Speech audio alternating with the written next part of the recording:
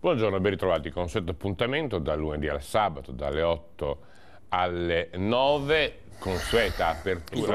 Il problema di fondo qual è? E sulla È casta? che sulla casta, dico questo, c'è uno stravolgimento dello stereotipo dello schema politico negli ultimi 20 anni che ha portato alla professionalizzazione della politica. Ecco, io ho fatto il sindaco negli anni 80, primi anni 90, quando fare il sindaco, fare l'amministratore pubblico era servizio. Oggi non è più concepito in questo modo e lo dimostra il fatto che i politici oggi lo fanno di mestiere. Io personalmente sono segretario regionale di un partito, ma prima di fare il segretario regionale faccio il mio lavoro. Io dico, quando chi mi ha preceduto ieri, lei mi diceva poco fa che ieri ha usato una battuta. Una battuta nei miei confronti. Però io l'ho stigmatizzata dico, Enzo Bortolotti, voglio dire, fa il segretario politico della Lega a Pordenone, fa il consigliere amministrazione di Autovie Venete. No, però i ruoli politici sono gratuiti. Ma non è questo che voglio dire. Fa il segretario politico della Lega, fa il consigliere di amministrazione di Autovie, dell'aeroporto di Autovie. No, vicepresidente vicario.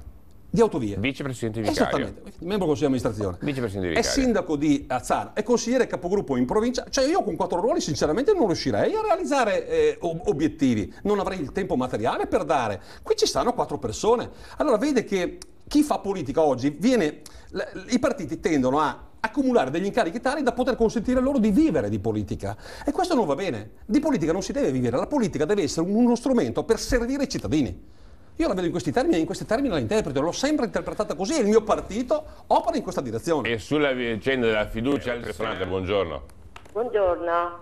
Ha ragione il signore nel dire che quattro lavori uno non può assolutamente assolvere neanche uno. Che non sia retribuito non ha nessuna importanza. Che non sono lavori, però precisiamo le cose come stanno. Però sono impegni. Sono impegni, ma come si può gli impegni tenerli e portarli avanti tutti e portarli avanti bene? Assolutamente no. Deve prenderne uno e portarlo avanti e dopo basta. Grazie. D'accordo. E io dico, fra l'altro,